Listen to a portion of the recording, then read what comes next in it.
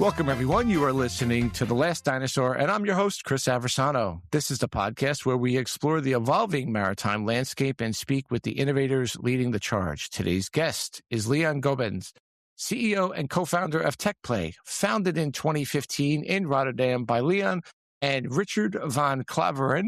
Teqplay uses digital twin technology to make maritime data actionable, improve port call efficiency, and drive more sustainable and collaborative shipping operations. This is kind of a cool and special episode. Léon is not just a guest, he's also a co-host for today's conversation. This discussion will be featured on both The Last Dinosaur and his vodcast, Driving Change in Maritime with Teqplay. So we open it up, give it space on both sides of the table. Léon, welcome. Thanks, Chris. And to complete the introduction, welcome to this special edition of Driving Change in Maritime. It's a co-production with The Last Dinosaur. And my guest today will be Chris Aversano, the producer of The Last Dinosaur and the partnership lead at Wood Mackenzie. I'm curious to learn more about his tagline, connecting people with products in the maritime shipping industry. And as already mentioned by Chris, we will be both guest and host in one. So I'm looking forward to this special edition. This is going to be kind of cool. I think, and maybe you as well, Léon, when you read things about hosting podcasts or vodcasts, it was like have other guests on and try out new things.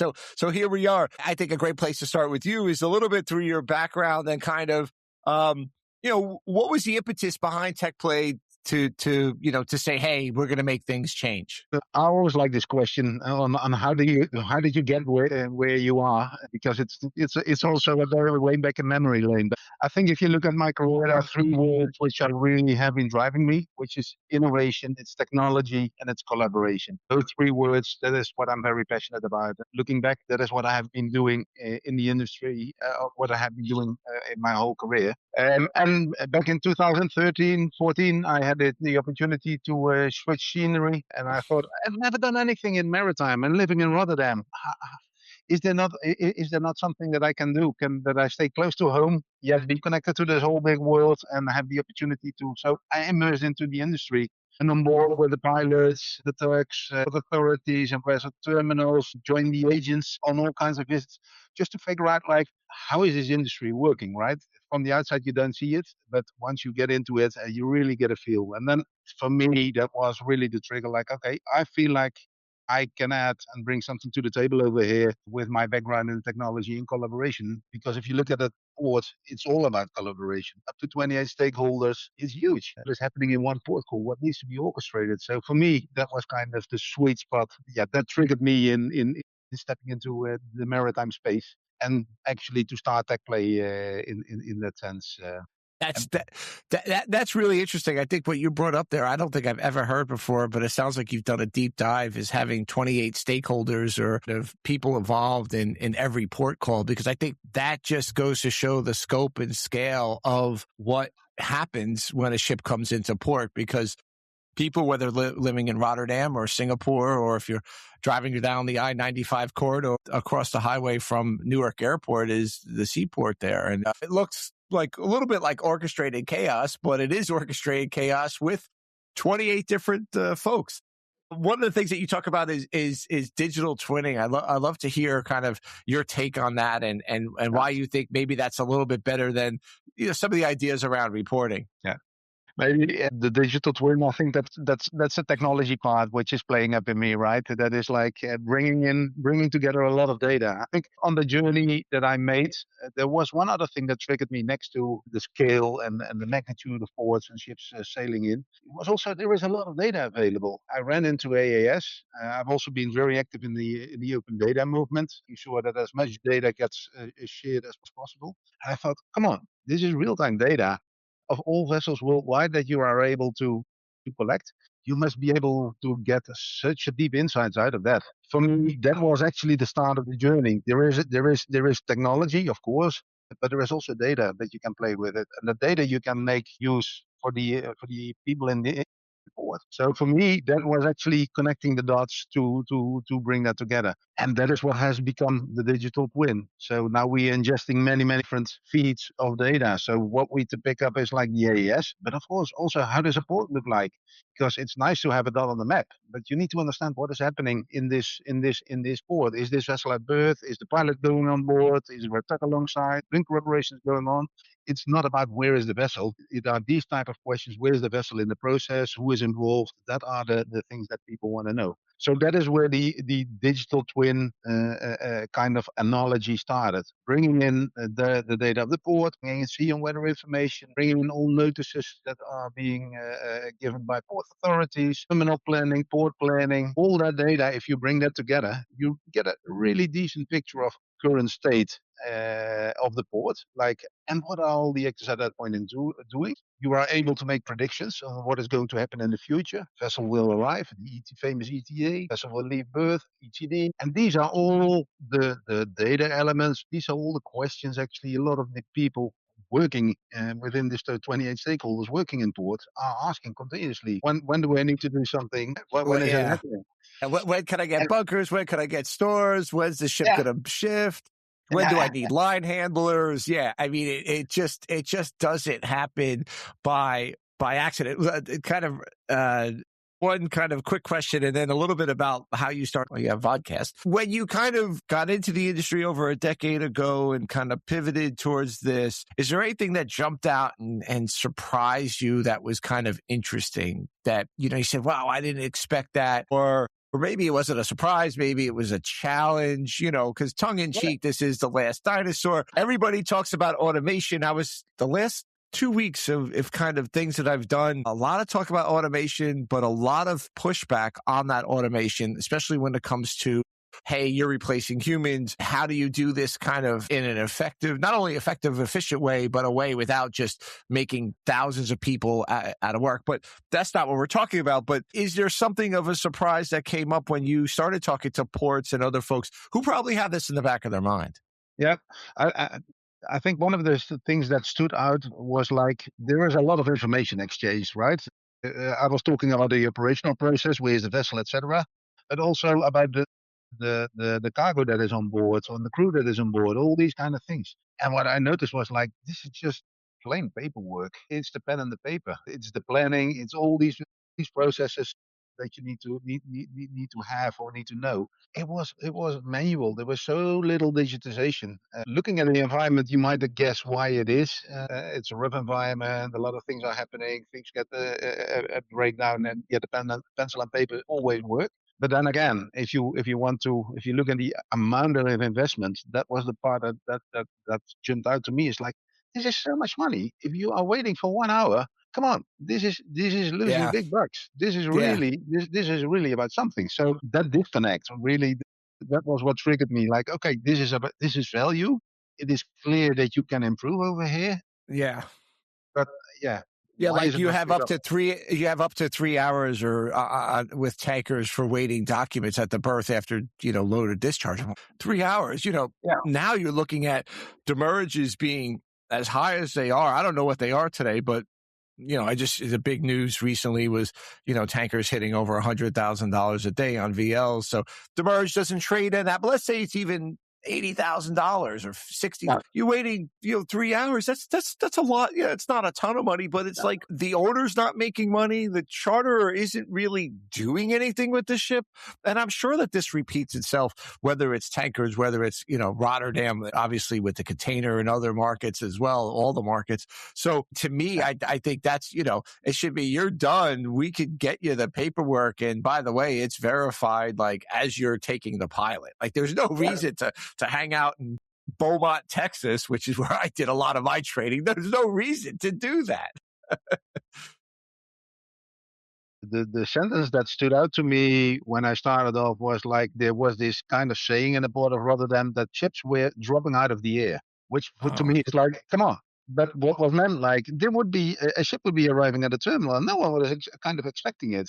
Yeah. And that's unbelievable, right? In this age where everything is connected, there is a lot of visibility. You can know it. And then still, with this amount of money involved, a ship's dropping out of the air. Come on. There's definitely a space I want to.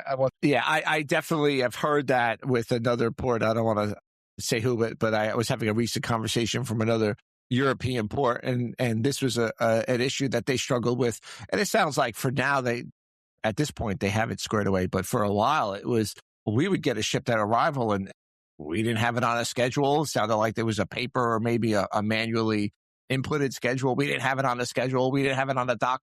We didn't know where they were going, and they showed up here. And obviously this was about 10 plus years ago, but still, it wasn't like this was in the 80s or 90s. Yeah. This was 10 years ago. So you had AIS, you had a level of digital capacity, and that's really, I think why people are focusing on it. And finally, why did you pivot with your company to a vodcast? I think it's interesting. I think digital video first is kind of cool. It's something that I've kind of backed into a little bit. I went more with the audio, but tell us a little bit about that background and the reason and kind of how you've done that. Yeah.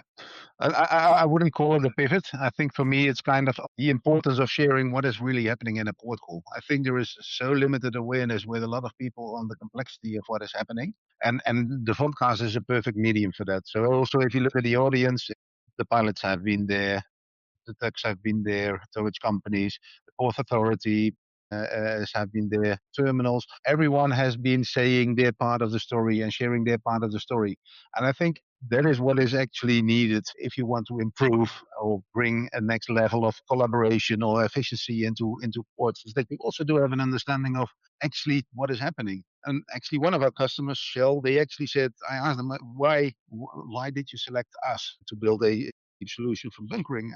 And they said, like, well, you know so many of the angles of the shipping industry which typically wouldn't be brought into part of the discussion, but they are really relevant in making a digital product, in solving a problem on efficiency, creating a digital tool that is doing that. For me, it's the thought leadership, maybe the expensive word, but it's about sharing and bringing back this knowledge, this passion about what is happening in ports, on this magnificent level of collaboration that is happening. For me, that is my passion, that is my drive. But let me turn the table then, Chris, and you started a Maritime podcast. So what were the drivers for you to move into that space? Yeah, so I think it was very similar to yours. I think it was very similar to yours in the sense of, a little bit about thought leadership, a little bit about the passion side, but I'll tell you kind of my thinking about it. I was thinking about it. I pivoted away from the commercial side of the business. I kind of ran that course. The people that do broking and chartering, you have to be uber focused. And I had a broader kind of view of the market. If you would talk to a broker about maybe a future regulation, they don't really care because it doesn't impact, unless they're building ships, it doesn't impact the here and now. Between that and a few other things, I was ready to move on. So I kind of got into the technology side of the business with the role with Q88, which I was very grateful for because it played on my experience as a broker, because we had a product that we sold to ship brokers, but it was in product management. So a whole different discipline. And during that time, I started thinking, I should do a podcast. Maybe do one with Q88. And that didn't really resonate. So I'm like, I'm going to do one on myself. And I told my family, and I was kind of going on about it for at least a year. And, not only that, but it was COVID and I'm fairly social. I like to be out and about. And I was like, I want to do a podcast. So finally they said, look, buddy, this is my wife, but the kids, shut up, do a podcast. We never want to hear about it. So I said, all right. So I got the equipment, and then I started to think of, all right, well, what am I going to focus on, right? And there's a lot of great podcasts out there, especially on the independent side. Lena Gottberg, she is the OG in our space. Sal Mercogliano, who has kind of had a real small kind of YouTube channel, and it took off around the time they had the incident in the Suez Canal with the Ever Given. And I saw all these kind of great ones and kind of watching it grow. And like I said, I really was interested in the digital side, interested in the podcast, and noticed nobody was doing just digitalization. And I thought, like, okay, let me try just focusing on the digital side, on the challenges, on the successes, talking to, founders and users, and maybe get some ship owners and things like that. And really to be a thought leadership part and a little bit of an ownership part. I'm not an entrepreneur. I'm not creative. And I'm like, this may be a kind of a cool way to explore those sort of things. And that's how I came up with it. But I really wanted to focus on the digitalization of maritime, and hence the tongue in cheek. And what has happened is it's actually kind of expanded, not just digitalization, but social media, impact in shipping, and trying to get new people in the industry, as well as things like making more awareness on some of the stuff that in shipping there was a lot of blind eye being turned to in terms of harassment and other things. So really kind of bringing that to the forefront a little bit. I had some great discussions about that. And connectivity and seafarers, which was something I didn't really talk about or think about in the beginning, but I've had a lot of great conversations on those. So really it's the digital side, but not just the bits and bytes of we're going to drop this new product and this feature is going to save the world, but really all encompassing. And that's kind of how it evolved. And it's been pretty interesting, because what you don't realize, I think, well, what you may not realize, and I think you do, Léon, is that there's a lot of stakeholders and stakeholders in the industry that get lost if you're just fixing a ship, or get lost if you're booking a pilot. There's all these other folks who rely on either the data, the ship, the cargo, the job, or what have you. So, the digital side kind of brings a lot of that together. Yeah. And now you have done more than over 100 episodes, 130, something like that. Are there patterns that you are seeing with all those conversations that you did have? Yeah, that's a I think there's a pattern of people wanting to make the industry better. And I think that that's a true pattern. I have had on some folks who have decarbonization tools that rely on digital. The information that they produce, you can see how effective they are. I'm thinking of the wind sail folks. You say, okay, well, that's decarbonization. Yeah, but there's a digital aspect. They talk about digital twinnings. Obviously, anytime you talk about the seafarers, you're talking about you want to try to make a significant improvement to their health, well-being, whether it's physical, whether it's mental, whether it's shoreside, whether it's happiness on board the ship. So I think that is the general pattern, is how to improve an industry that is generally resistant to change, right? And I think that is one of the biggest things is how do we improve that? Whether it's like when you talk about port calls and making the tug operator and the bunker operator, they kind of know that what's going on, but really connected, or it's a seafarer that trying to figure out a good policy to with respect to things like Starlink. Do you limit it? And the challenge recently has been, do you limit connectivity to your desk worker? Do you take their phone away when they're sitting at the office for 8 hours? Yeah. So it gets into some interesting, and then everything in between, between AI and those sort of things, and the impact of the industry. So I think there's a lot there for sure. I've listened to a lot of your podcasts. I like them, but one of the questions I always have, are there things that you feel that are not being discussed? I think that should be talked about, but people are kind of reluctant to.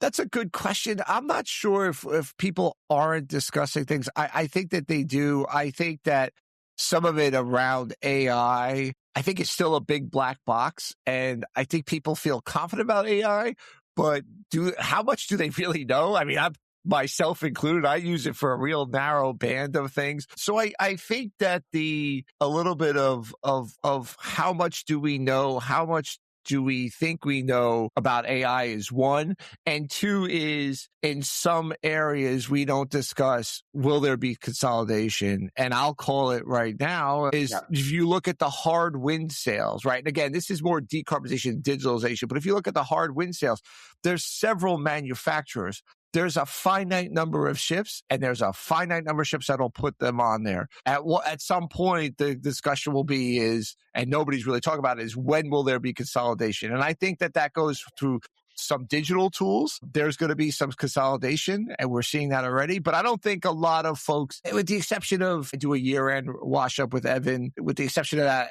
the founders and other folks don't really talk about that. I think that's something that we're going to see a lot of. And it could be that, a big private equity firm comes in, and I wouldn't be surprised at all, and buys a couple of big companies, what we perceive, and puts it into one kind of monolith. And I'm very curious to see how that'll impact, if any, on the shipping industry. Yeah. That's interesting to see, like, especially in the one-on-one discussions, I see this point of merging and that it needs to converge, that it needs to consolidate. I think there are a lot of companies who are seeing it. Also, is in the ship owning space, with all the regulations and all the things in place, you cannot manage to have one ship. There's so much you need to know of so many things. The math doesn't work anymore in that area. So I do see, and the digitization holds the same, right? It looks like is cheap, but it's also, as I know, by running a company, it's hard work to get a tool that is actually supporting a process, that is supporting the user, that is really solving the problem. Especially if you talk about port calls and terminals, where every port, every vessel is different, and every terminal. So yeah, there's a lot of things that need to be resolved. And AI, I'm really curious on how that is going to play out. If that helps to break this hurdle in one or the other way. You called your podcast the Last Dinosaur. Implies something like moving fast or moving slow. Any observations on the speed of change? Is it? Do we see it? Don't we see it? Yeah, What is your? I'll tell you a story about how I got surprised a couple of years ago in my old role. And I think it's moving. I think the a little bit of the problem that we suffer from is that you see movement with the big companies, Maersk, right? I'm not talking about Maersk tankers, although they're big in the tanker space. If you look at them as a ship owner, when you compare them to AP Muller Maersk, when you compare them to CMA CGM, you compare them now to Zim and it was Hapag Lloyd getting together. Those are several hundred ships, right? You're talking about that they own and then control. It's a fairly large operation. I think what happens is you look at that and you see what they're doing, those companies, and investing in digital or decarbonization sometimes, but both platforms and what have you. But most ship owners average 5 ships as what they own, right? So that's an interesting, how do those companies do it? And other people who service those companies. But I think it's actually starting to move a little bit faster than what we see, right? Or what we're used to seeing, where the big guys will drag along everybody else. And I'll give you this, go back to the story. When I was at Q88, we had an API for the product I worked on. And it was really to take the data that people entered in and to push it out via an API call out to a system that they have, okay? So it was like kind of an outbound data push. We got a call from a mid-sized shipbroker in Europe. Hey, we built our own system to scrape the data that we're getting from emails, and we want an API to your system so we don't have to double enter the positions. And you had to pick me up off the floor. And it wasn't, and I don't want to name the company. I'm not trying to be insulting to the company, but I just wasn't expecting a mid-sized shipbroker, not a Clarkson's, not an SSY, not one of these guys that have 50 offices all over. Although this company does a little more than shipbroking. So I'll to turn around and to say, we built something on our own that we think is better than what's on the market. And now we want an API. And we were like, well, we have an outbound API, so we could repurpose it for like an inbound. I know that's not the exact parlance, but I was like, we could repurpose this. This is not that hard to do. And we did it. And it was successful. And the broker was happy and we were happy because it acted like a POC of something that we never really thought about. And it's an interesting dynamic. So I think there's a lot of little things happening like that, where you're getting, and what happened is ownership had somebody that they were able to trust to build out IT things like this. And I think that's what's happening all over, that you're hiring younger people or people who have the skill sets to build platforms internally quickly and relatively cheaply that could be layered with off-the-shelf things, whether it's what Teqplay does, whether it's with what Q88 used to do.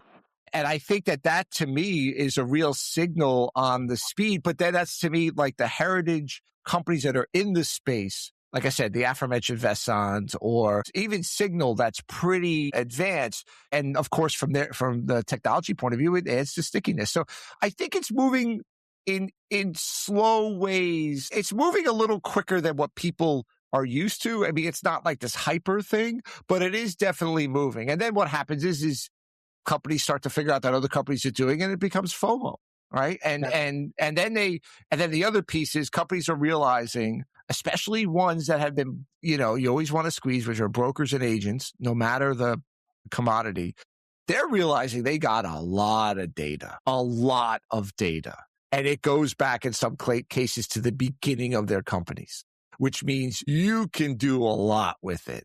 And I think that those companies will start waking up and saying, hey, we have this, we could issue reports, we could build algorithms, we could do a lot of things. And it won't bust down their budgets. No, and I think that links also very neatly where I do see also a lot of change. Like we have built this digital twin on what is happening in port. So we are creating visibility independent of having any connection to any system because it's in the open. It's all right out in the air. The terminal, the planning, the AES, how a port looks like, all this kind of data, you can know it. And once you have that, you actually get deeper insights on things that people do not take for granted. And I think one of the funny examples when we started, one of the things we produce is an automatic statement of facts in ESOF, we call it. So there are all the timestamps that are happening on the water side of the vessel operations. That means like pilot going on board, tuck alongside, bunkers being delivered, passing certain passage points, being on anchorage, all these kind of things. So we show this to an agent and he said, yeah, you're not allowed to know this. And I said, well, sorry, we have derived it. But he was actually insisting and said, I want you to delete it because this is our knowledge. It's proprietary. You're not supposed to know it. And what if my competitor can know it? And that. Yeah. I think this will also change the industry. Like this information becoming available as a foundation to know whether you're doing good or not. I think this transparency will drive the industry also to new levels.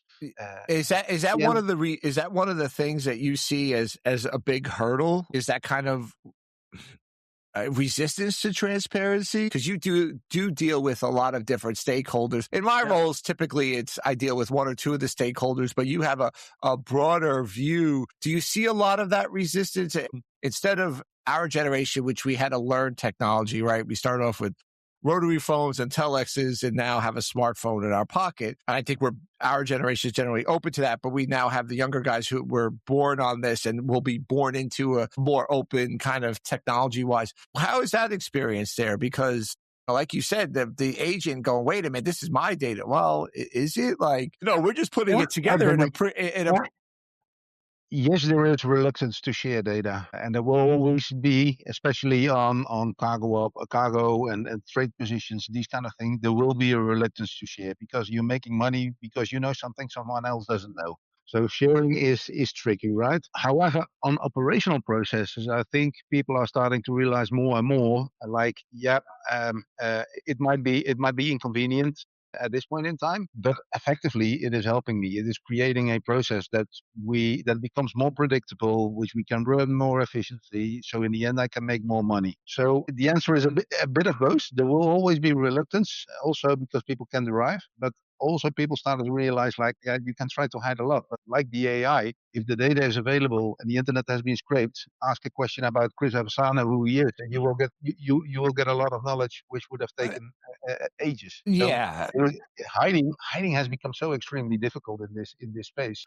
If you want to win, I think you need to realize that you're visible, and you need to leverage your strengths, which is actually being able to deal with how can you do things smarter. I have that same conversation, and I think that on the commercial side as well as the agency side, I think that everybody's starting to realize that, hey, look, this is just, you can't stop the momentum. So that it does come down to, in addition to doing your job well and to having that knowledge without having to ask AI and being able to handle different situations, it's also, still a relationship business no matter how you boil it, right? And I think that that's not going to go anywhere. I think there's also a protective level, like, I want to have somebody else's eyeballs looking at this statement of fact, right? Like, because, okay, great, AI produced it, and it may be right 98% of the time, but that 2% could be a doozy when you're arguing a post-fixture, right? That could be a real headache where somebody loses money or what have you. So, yeah, I think it's... Keeping in on thought, Chris, I think one of the fun facts that we find out is actually that if you do have the right algorithms in place, we are way more deterministic than people are who are filling in data points and timestamps. Things might be off, and we see it over and over again. The vessel left, No, the vessel remained for 3 more hours alongside. It was reported to depart, Yeah. and these kind of things at the terminal. Well, the guy is on his bike, reporting back an hour later, like what was the time that Yeah. the last line was. Well, I can guarantee you that one was way off. So Yeah. that's also very funny to see. Like, yes, but then you can use it as a power to validate, right? Yeah. Yeah. No, I think that that's one of the things that the industry has a lot of, and that's the silos, right? We have a lot of silos, whether it's between kind of the company types, agencies, pilots, tugs, owners, or even within companies, technical managers, operations, chartering, finance. It's all about silos. And I think that especially internally, that's where data transparency could be actually probably used a little bit almost easier if people just let their guard down and not say, well, this is mine. And I dealt with that with one company I worked with where the tech managers and the operations, they wanted nothing to do with chartering. And I just never understood it wearing the chartering hat. I didn't understand it. It was siloing. I never understood why. Whereas having a little bit of information about, ooh, that ship could be a little delayed, keep an eye on it, or it may actually be delayed into a better position or come ahead or what have you, or just learning. I don't have a tech background. So that's how you replace a generator, and it takes, that long to do it. Cool. Cause then next time I hear it, I don't have to ask how long will we be in port. I'll know from basic experience. So I think that that's definitely one of the hurdles in the industry is not only this external sharing, but internal within departments, especially in companies as well. I don't know if you've seen that or not. I think it's about breaking boundaries or building bridges, whichever metaphor you would like to use. But I think it's to connect the data and bring in the data that is actually influencing operations decisions together.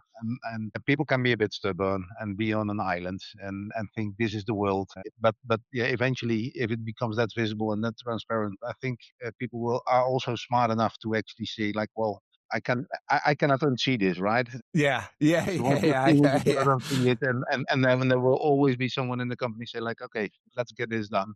Yeah. I'm positive about change happening. There might be forces of resistance we do not see yet, but eventually it will move. No doubt. Too expensive.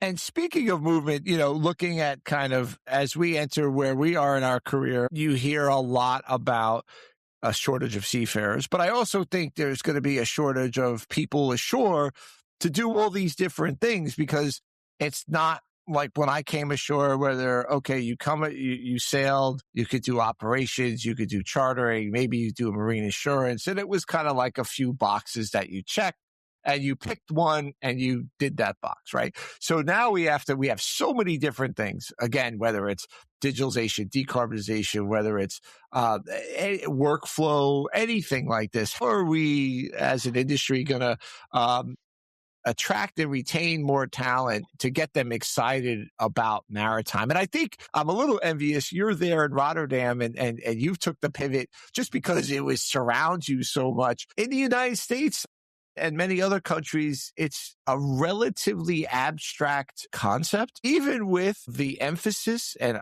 I've been in the industry for over 30 years that the recent, and again, I'm wearing my American centric goggles here, administration has on shipbuilding, merchant marine, all this other stuff, which long overdue, great. But let's see what happens. But it's bringing attention to something that for 3 decades plus 4 decades, really, since the Reagan administration stopped the subsidies for the Jones Act, that shipbuilding in the United States and maritime has gotten any sort of kudos from anyone.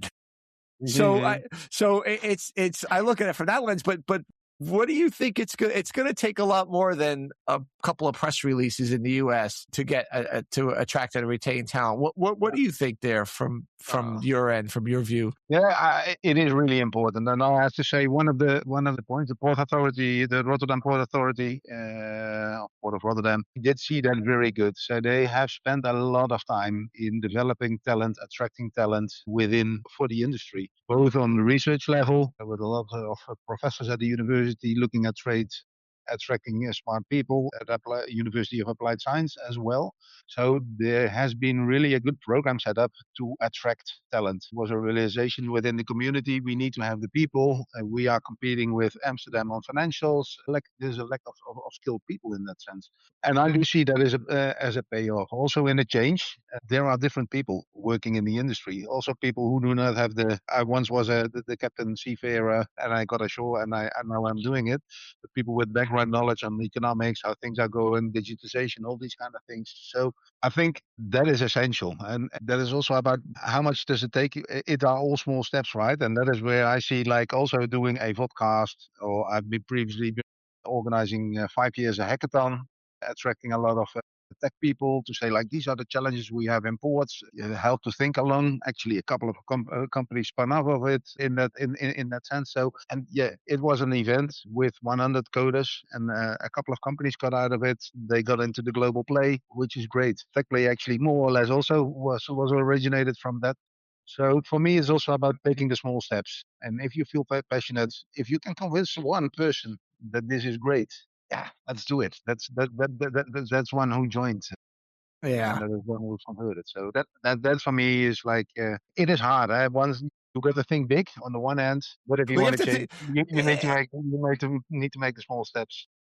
I think they kind of have that tagline for kind of recycling. Was it think global, act local, right? And I think that that's plays really well into it, and kind of talking about what we're trying to do in kind of having these discussions. I think is important because one of the things that I found out, and I kind of didn't mention it really in the beginning about the why, was I've noticed when I was a product manager, I would work with developers, and developers generally, they have agnostic skill sets, right? So they could build something for a shipping company. They could build something for a bank, healthcare, a small store. It doesn't matter, right? They have a set of skills, and those could be applied wherever. And it's a really interesting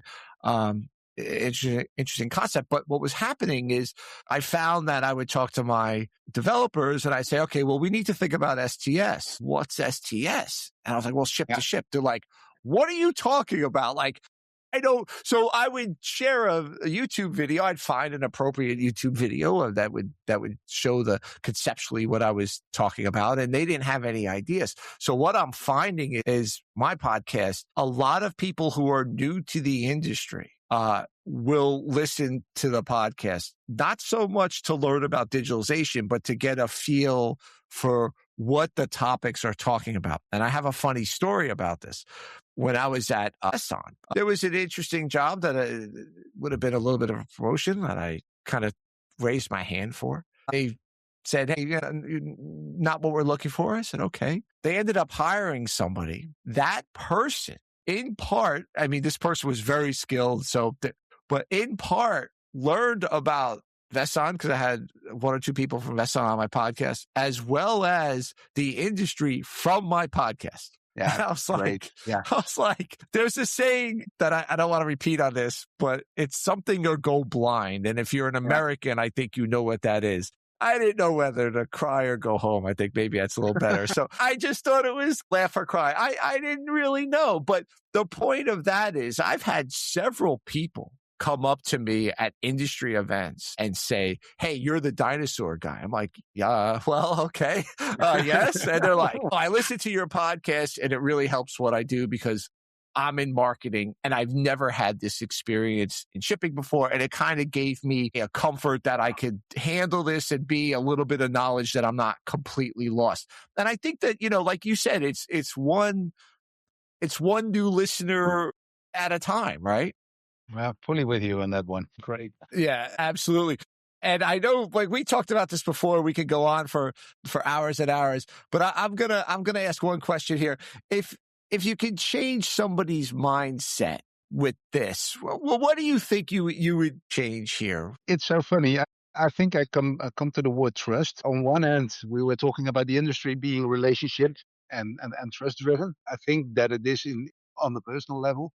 On a transactional level, I think there are still a lot of things organized which contractually or whatever are focusing on I do not trust. So if I would be able to change this, I would say like, yes, you need to have a resolution, but maybe we can slightly shift to a different model, which is a bit less based on trust or to outsmart, to prevent that outsmarting, to take profit from someone. It's like we are in this jointly. But this is where I see this pride in the industry. I see people are really proud of it. And if there is something, everyone will help.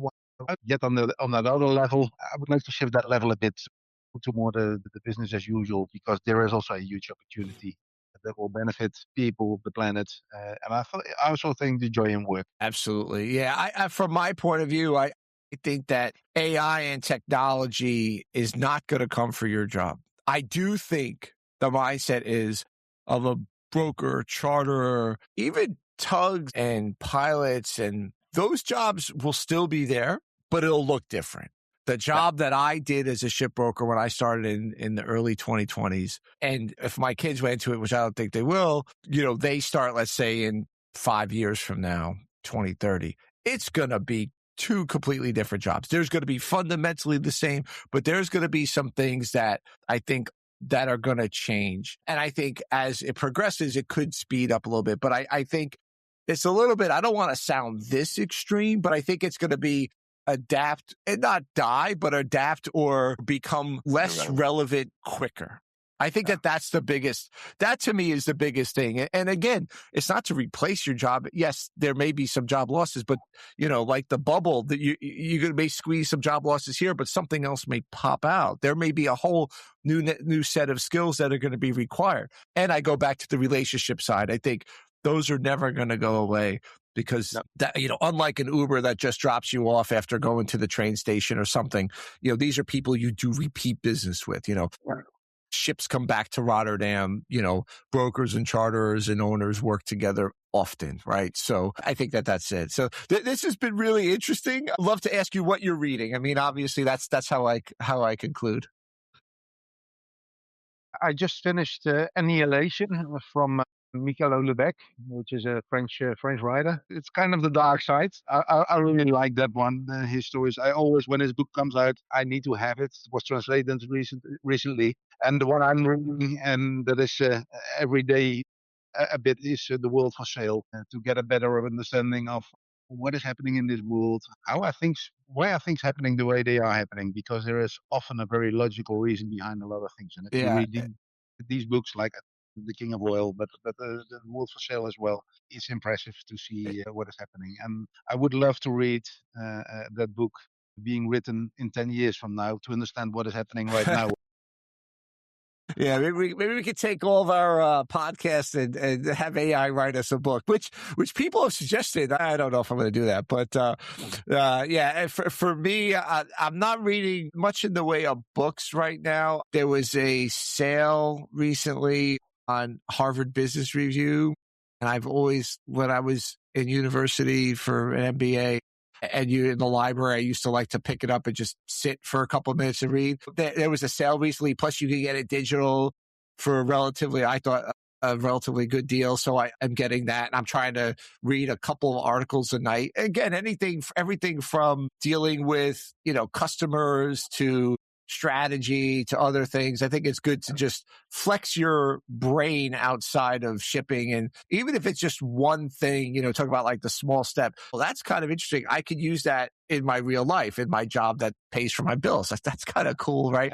Yeah. If you're dealing with coworkers, managing up, or dealing with, clients that keep on complaining. There's all sorts of interesting things in there. And, I'll bookmark one or two things. So that's it. Léon, this was fantastic. I hope you enjoyed it. I know I did. So thank you for coming on the podcast. Yeah, Chris, really, it was a pleasure to have this conversation. I enjoyed the conversation. Great to be on your podcast, and great to have you as a guest. Yeah, and great to be. And thank you for having me on a guest. It's been a little while since I've been on one, so thank you very much. And looking forward to more of yours, and wishing you all the success with Teqplay as well. And the Last Dinosaur will continue to drive change in maritime, right? We hope so. Thank you, Léon. Thank you. Bye.